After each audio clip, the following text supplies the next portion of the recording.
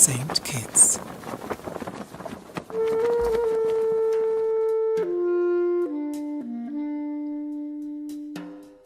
The mother colony of the West Indies.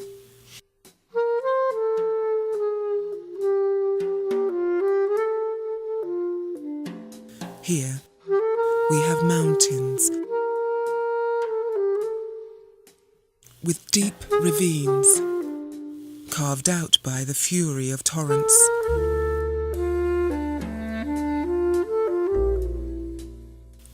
It took time to create this island. The sea is all around us, and our bays have inlets like the one in Challengers. Here, at the point where the river joins the sea, is the story of a massacre that was said to have turned the river red with blood for days.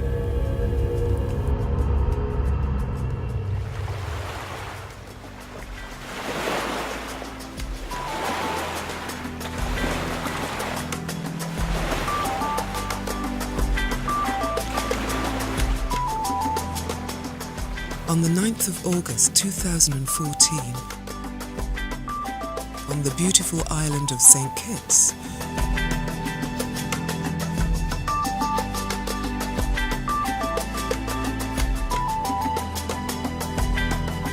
a delegation of professors and students from Leiden University, in collaboration with the St. Kitts Department of Culture, Research and Documentation Unit, the National Trust and the Brimstone Hill Society, initiated a pilot study focused on understanding pre-Columbian traditions, their sacred sites, and the rich, complex heritage of St. Kitts.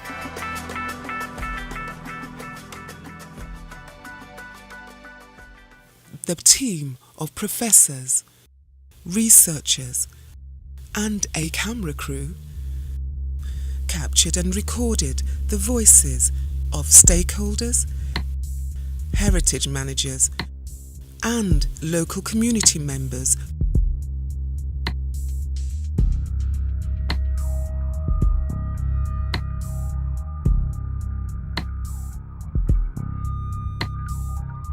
What exactly constitutes the heritage of St. Kitts? What stories, which sites are important, and to whom? Which part of our heritage should we care for? Which parts do we keep? We went in search of heritage perspectives.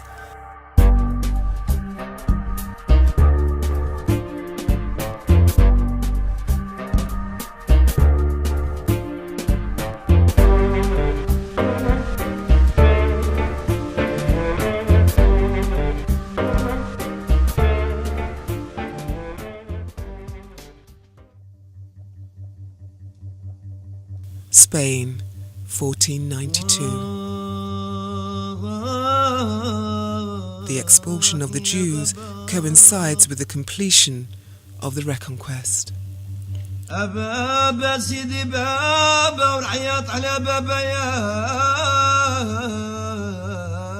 Muslim power in Spain is brought to an end with the fall of Granada.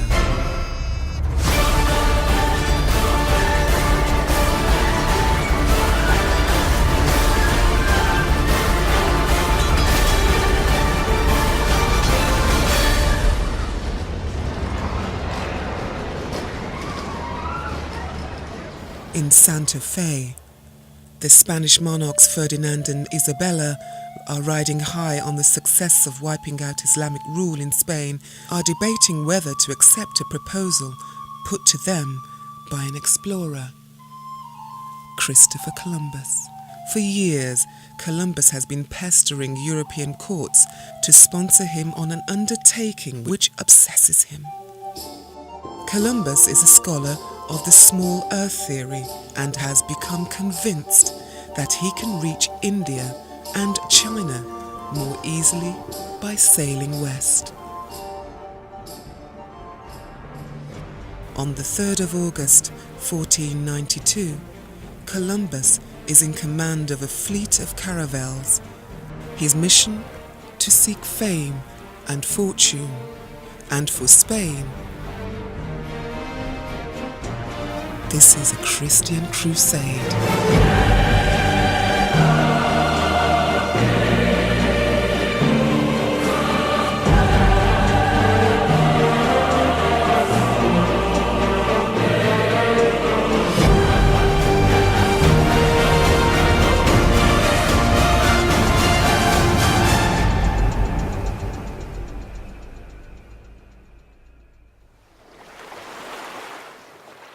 After 5 weeks at sea, and with a near mutiny, they spot land.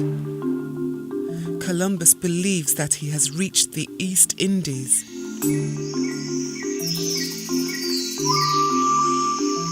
Greeted by inhabitants of San Salvador, he describes them as Indian.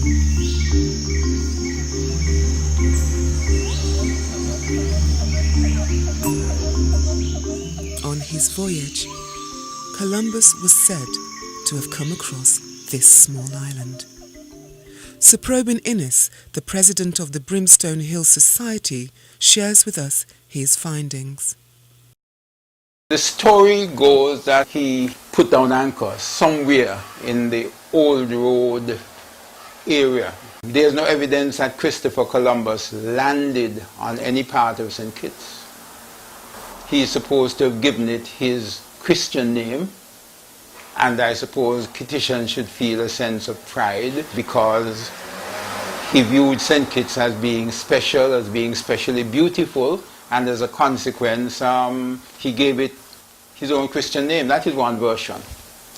Another version is that when he looked at St. Kitts from the sea, he never landed, from the sea, he saw Mount Leamuga, previously called Mount Misery, and according to him, it suggested to him a picture of St. Christopher, the patron saint of travelers, carrying a baby on his back. There are different versions as to how St. Kitts got its name. Today there is evidence of a civilized world whose culture tells of an egalitarian, vibrant fishing community.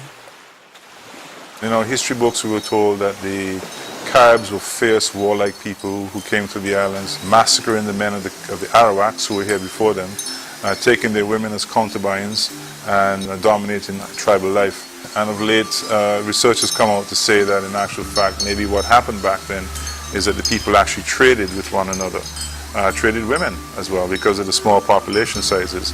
And so there really wasn't this lie that's been told to us, that's still being told to us in the schools, of a fierce warlike people massacring a friendly, handsome Arawak and taking over his lands and his women. We need to look carefully at what has been taught to us, and that all stems from this 1492 incident where a man comes across the water and says he's found a way to India.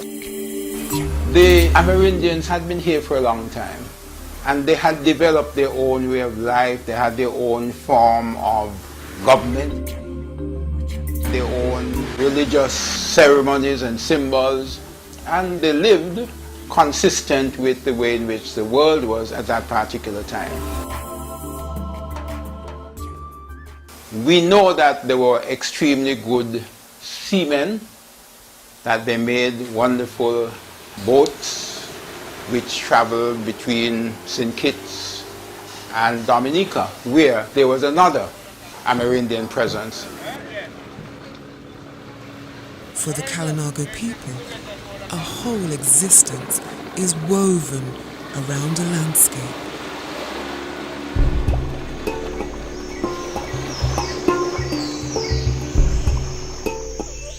These sacred cave paintings a direct reference to the natural world around them, which opens the door to the spirituality of an existence of a distant past.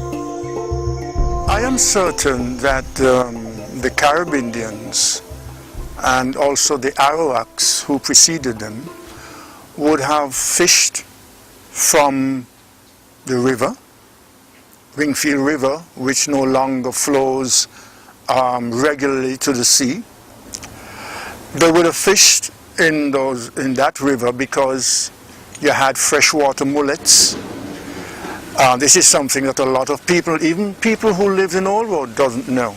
Just like the Carib Indians and the Arawaks, the people of Old Road could virtually have lived out of Wingfield River because you had freshwater eels, you had langoustine, you had crayfish, and you had the freshwater mullets. So all of that were here. Of course, too, they would have fished from the sea as well. Throughout the length and breadth of St. Kitts, Old Road has become known as the #1 fishing area.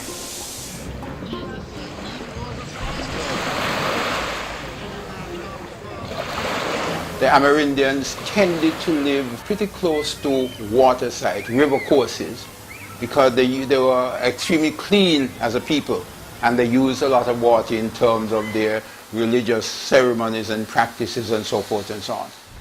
Could they have predicted that in just a few years their world would change forever?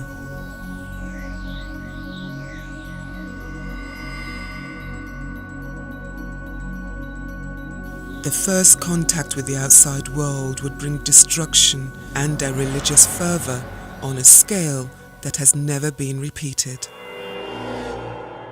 The Catholic religious intolerance was merciless. But the final blow was yet to come.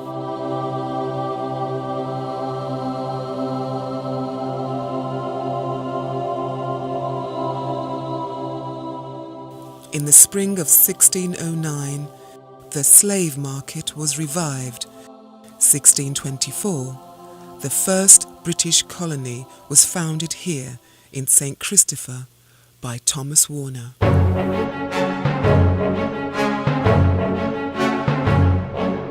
The English came along 1623, 1624, having been invited by King Tegument to work alongside them. And the Europeans who were coming out from Europe did not know very much about tropical agriculture. And so they inherited a lot of the knowledge, a lot of the practices of the Amerindians.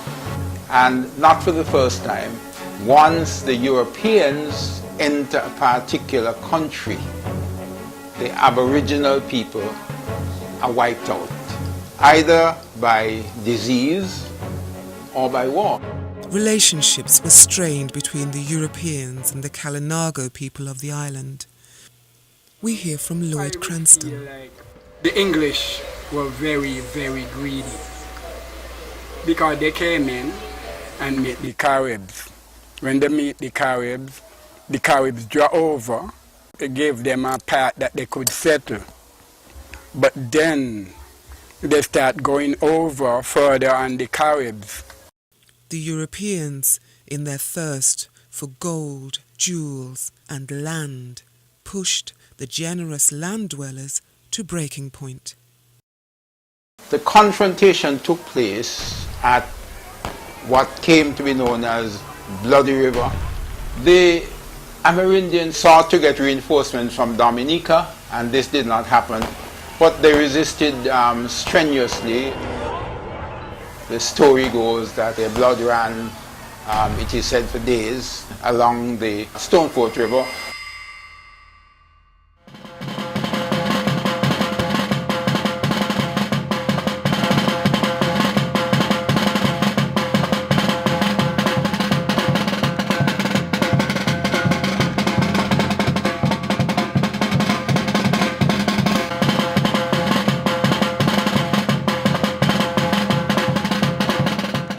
I don't think we have given enough credit to the Kalinago people in terms of the contribution which they've made to our way of life here.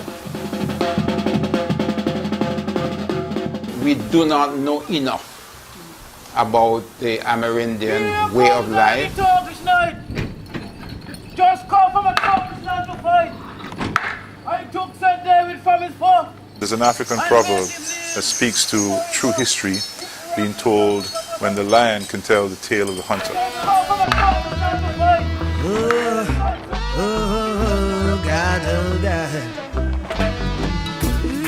We need to get our younger generation more involved by telling them more of our history, telling them how important heritage is to a country, not just for tourism purposes, but as part and parcel of their way of life.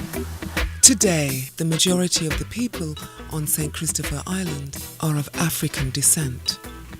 We need to know more about our ancestors, our African ancestors, because so much that we learned from the English books made us feel that they're not worthy of study and they're not worthy of emulation. Culture can be unifying, bringing people together.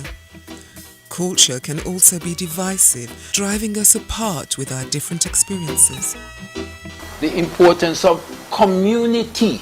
This is something which Africans brought. They came from a society in which those two elements were extremely strong. And though they were not Christians, they had very strong religious faith.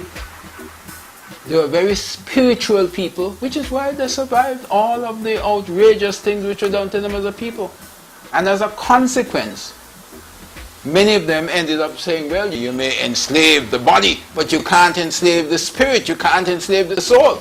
So in the end, when emancipation came, they recognized and they said to all the world that we had to concede, we had to give in to the superior force and the brutality of slavery. But we never, never, never, never surrendered to slavery. You know why? The children of the art of a lion. Archaeological sites are often focused on the monuments and objects.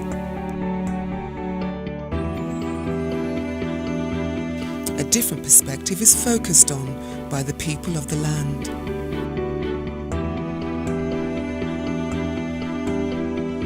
Our indifference is not that we do not care. What we seem to value most is the knowledge that we have, not the objects that we keep. We collect our history in intangible ways. We have a rich oral history.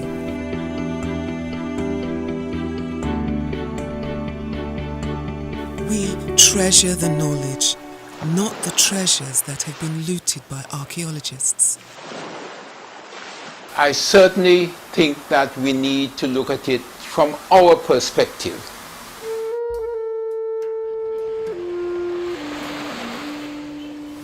Not even in terms of what our ancestors suffered, but what they were able to achieve and to overcome. Many of the history books coming out of Europe gave us the impression that the African people were docile, the African people were dumb, and they were ignorant. And I'm saying that Brimstone Hill today is a contradiction, is evidence of the fact that our ancestors were strong physically and emotionally and spiritually. So, shall we continue to empower the community with the knowledge of our past? I just wish we could get more of our people. It isn't for the leadership to be carrying the flag and talking about Brimstone Hill and talking about Charles Fort. Yes, they do that. But in my mind, more importantly is that process of empowerment, whereby the citizenry take ownership of it, recognize it as their own history and heritage, something which they feel a sense of pride in passing on to their children, something they feel a sense of pride in showing off to visitors.